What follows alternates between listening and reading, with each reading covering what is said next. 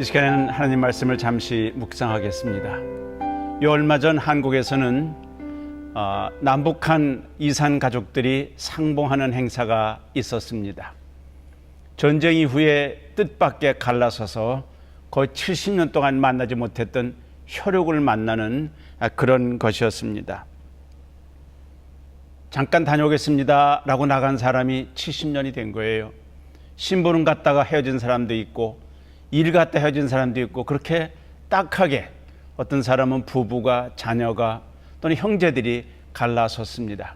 그래서 2, 3일이라는 잠깐 사이에 만나서 회포를 푼다는 게 얼마나 가슴 아픈지요. 여러분, 참 기쁠 때는 웃음이 나오는 게 아니라 오히려 눈물이 납니다.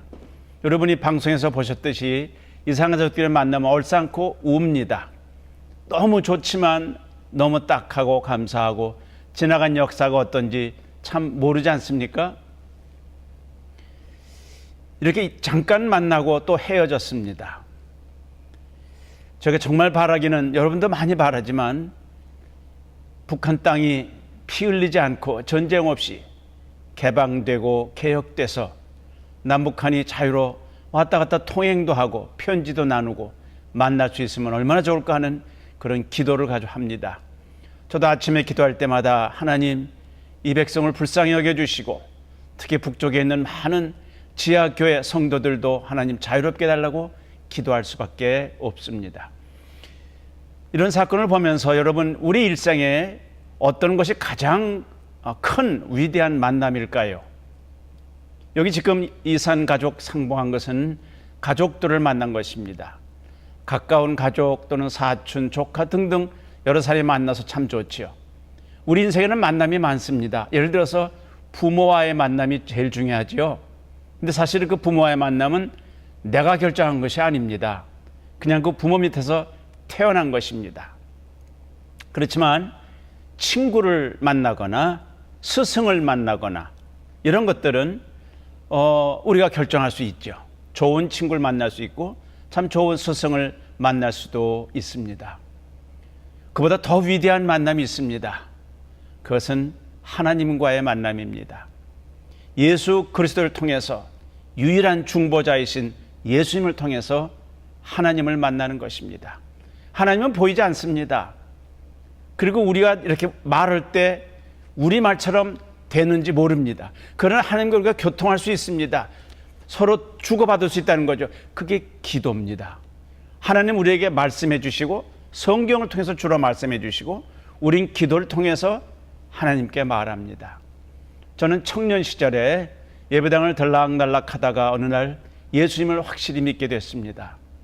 그냥 등록하고 세례받는 정도가 아니라 정말 복음이 무엇인지, 얼마 전에 조금 전에 우리 선교사님이 말했던 것처럼 정말 이 복음이 무엇인지를 마음에 깨닫고 믿게 되니까 정말 인생이 뒤집어지는 것 같았습니다.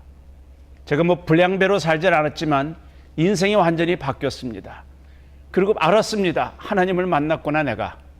예수님을 통해서 하나님 만났구나. 그 성령님이 나한테 그렇게 증거해 주시는구나. 그걸 아니까, 깨달음이 오니까 정말 감격과 기쁨이 넘쳤습니다. 지금도 누가 나한테 당신은 하나님을 믿습니까? 어떻게 압니까? 하나님 만났다는 거 어떻게 증거합니까? 그러면 저는 몇 가지 대답할 수 있습니다. 그 중에 저 한 가지는 예수님을 그렇게 마음에 믿고 받아들인 다음에 마음이 그렇게 평안할 수가 없어요. 환경을 바뀌지 않았는데 그냥 어렵고 대학생활도 그렇고 생활하기 쉽지 않고, 제가 또 특별히 저희 집안에서 처음 예수를 믿는 식구였기 때문에 아주 어려움이 많았습니다. 그럼에도 불구하고 그 안에 하나님이 주신 평강이 있어요. 요한복음 14장 27절에 내가 너에게 평안을 주노니, 평화를 주노니 이것은 세상에 주는 것 같지 않다. 염려하지 말아라. 그런 말씀이 있었습니다. 우리 인생은 하나님이 다 계획해 놓으셨다고 믿습니다.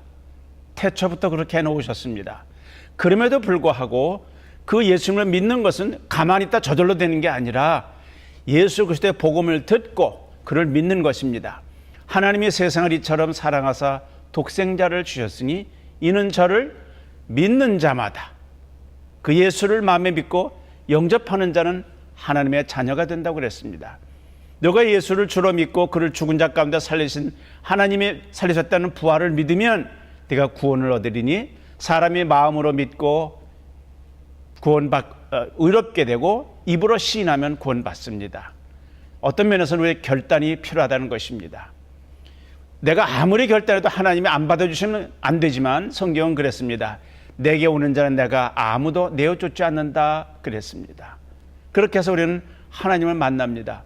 그것이 그 외에 우리 생활의 경험으로 많이 드러납니다. 성경이 깨달아지고 마음의 기쁨이 생기고 찬송이 생기고 그뿐만이 아닙니다. 그 하나님의 놀라운 것들이 내 안에 생각하기 시작하고 인생이 바꿔지는 것입니다. 삶의 목적과 방향이 분명히 서게 되는 것이죠. 여러분이 하나님을 만나셨나요? 예배당에 등록하십니까? 그걸 묻는 게 아닙니다. 세례 받으셨습니까? 그거 말하는 거 아닙니다. 그보다 한 걸음 더 나아가서 그 예수님의 십자가의 복음을 확실히 알고 그분 때문에 내 속에서 성령으로 변화받아서 다 설명하지는 못하지만 증거할 수 있는가 하는 걸 여러분에게 묻는 것입니다. 예수 그리스도만 길이요 진리요 생명이라고 성경이 말합니다. 이 해 아래 구원받을 만한 다른 이름이 없다고 사도행전 4장 12절에 말했습니다. 오직 내가 길이요 진리요 생명이니 나 예수님 말을 통하지 않고는 아버지께로 올 수 없다고 그랬습니다. 이 방송을 시청하시는 대부분은 교회 잘 다니는 분이실 것입니다. 그렇지만 한번 신앙을 점검해 보실 수 있습니다. 나는 정말 오늘 밤 세상을 떠나도 천국에 갈 수 있다는 확증이 있는가?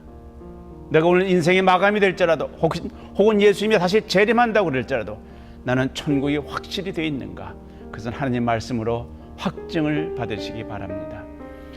이렇게 짤막하게 메시지를 나눕니다만 여러분이 CTS를 위해서 계속 기도해 주시고 또 선교사님들의 기도 제목도 들으셨으니까 함께 기도에 동참해 주시기 바랍니다. CTS의 카카오톡 연락처가 있습니다. 전화로 또 편지로 연락 주시고 위에서 기도해 주시고 또 방송 사역을 위해서 헌금해 주시면 더욱 감사하겠습니다. 다음 주에 뵙겠습니다. 감사합니다.